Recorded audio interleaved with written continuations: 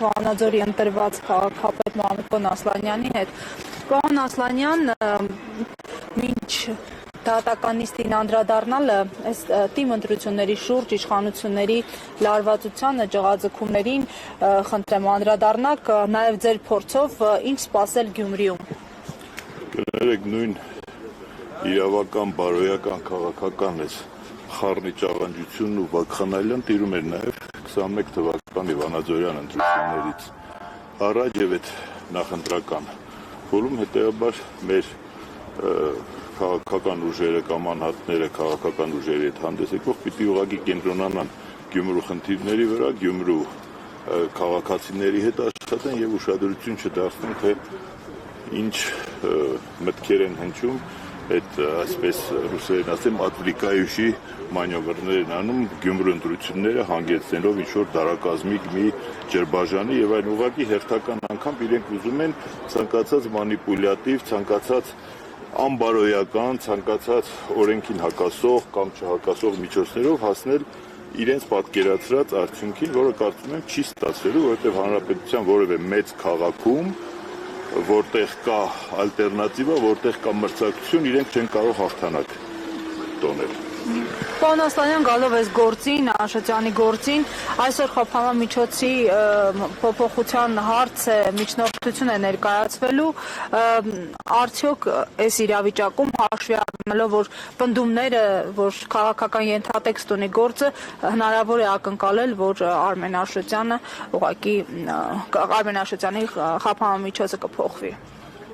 Գիտեք, ես բազմիցս շեշտել եմ, որ այսօրվա իշխանությունների որևէ գործողության գործելավոճի մեջ տրամաբանություն փնտրել, առավել եւս իրավաբանական, օրինական տրամաբանություն փնտրել,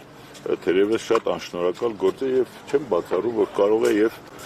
մեղմացնեն տնային կալանքի ռեժիմը, կարող է եւ թողնեն, ասենք, վարչական հսկողության եւ կարող է ավելի անտրամաբանական թողնեն տնային կալանքը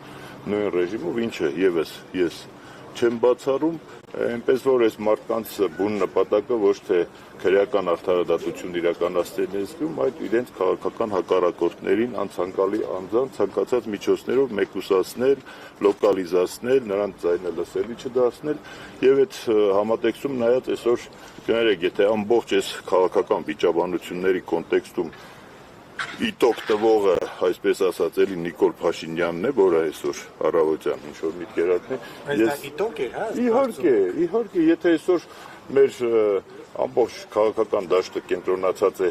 այն հիմնական խնդիրները թողած միմյանց ինչ-որ բյուրեղացնելով եւ այլն, բայց վերջի Դուք գիտեք ով է բերել Նիկոլին իշխանության։ Վանաձորի համայնքապետի պատուհանից ամենալավը դա է երևացել, թե ով է բերել Նիկոլ Փաշինյանի իշխանության, ես մի օր գուցե դրա մասին կխոսեմ։ Չէ, հիմա ասեք։ Չեմ կարող հիմա տենց անուններ չկա, որ ես ասեմ։ Որ պատուհանից նայեցի։ Դա որևէ մեկի համար ինձ թվում է գաղտնիք չէ։ Չէ, ինչ որ անձեր նկատի չունեմ, նկատի ունեմ դա այն է, ինչը որ բուն հիմքին գնալով հիմա երբ որ դիսկուրսը գնում է Սերժ Սարգսյանը իշխանությունը հանձնելուն, չհանձնելուն, ես կարծում եմ այդ դիսկուրսը պետք է տեղափոխել այլ դաշտ, այսինքն ովքեր որ հիմա թիրախավորում ու քննադատում են, ասում են Սերժ Սարգսյանը ընդհանրապես պիտի իշխանությունը չհանձներ, այսինքն պիտի ամեն գնով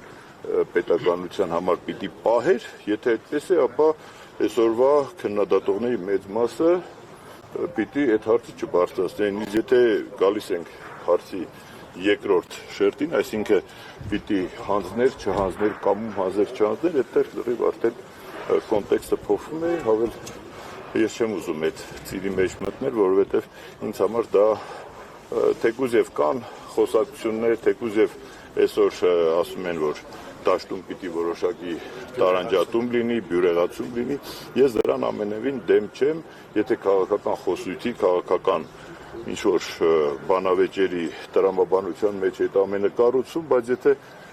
մեղադրանքներ ենք հնչեցնում, ապա մեղադրանքը պիտի ունենա ուղղվածություն։ Մենք քրեական մեղադրանք ենք հնչեցնում, բարոյական, քաղաքական, թե պատմական։ Ես կարծում եմ, որ ստատուսներ գրողները պատմություն գրողներին չեն կարող քննադատել ստատուս գրելով, եթե քրեական մեղադրանք ենք հնչեցնում, ապա այսօր մեր երկրում քրեական մեղադրանքների փայլուն ոսկե վրձին գոյություն ունի, ովքեր որ այդ քրեական մեղադրանքները սիրուն նկարում են, հետեւաբար հասցեատերը այլ տեղ է, մնացածը ավելի չծավալվեմ, ես գտնում եմ, որ այն խոսույթը, որ այսօր առկա է քաղաքական դաշտում, դա նախընտրական տրամաբանության մեջ կարող է լինել, այս բան ուղղակի ես չգիտեմ։ Ինչ ակնկալիքներ կան եւ ինչի համար է այս դիսկուրսը։ Եթե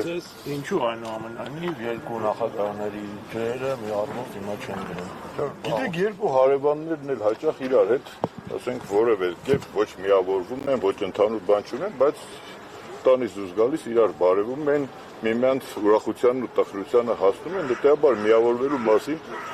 խոսք չկա, իսկ թե ինչու չի նույն հարվով գնում, դրանք տարբեր ժամանակաշրջաններում տարբեր բամբասանքների եւ այլն տեսքովներ այսօր ուղղակի երևի թե հասունացել է, դրա մասին բարձրաձայն են խոսում, բայց ես կուզեի, որ այդ խոսույթը լիներ քաղաքական դիսկուսի շրջանակներում, որովհետեւ ելի եմ ասում, քաղաքական տրամադրություններն ու քաղաքական շահերը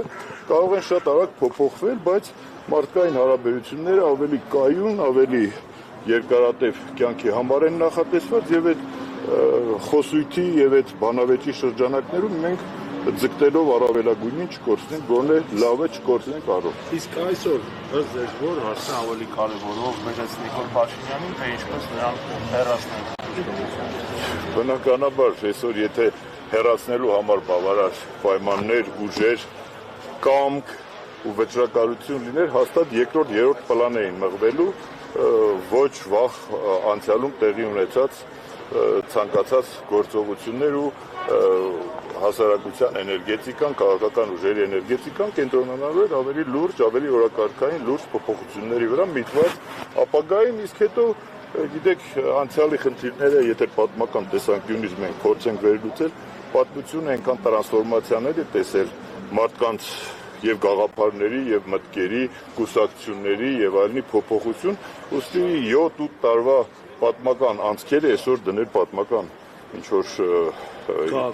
քաղաքական գնահատականներ տալ պատմությանը, կարծում եմ այս բանը շատ սխալ է։ Շնորհակալ եմ։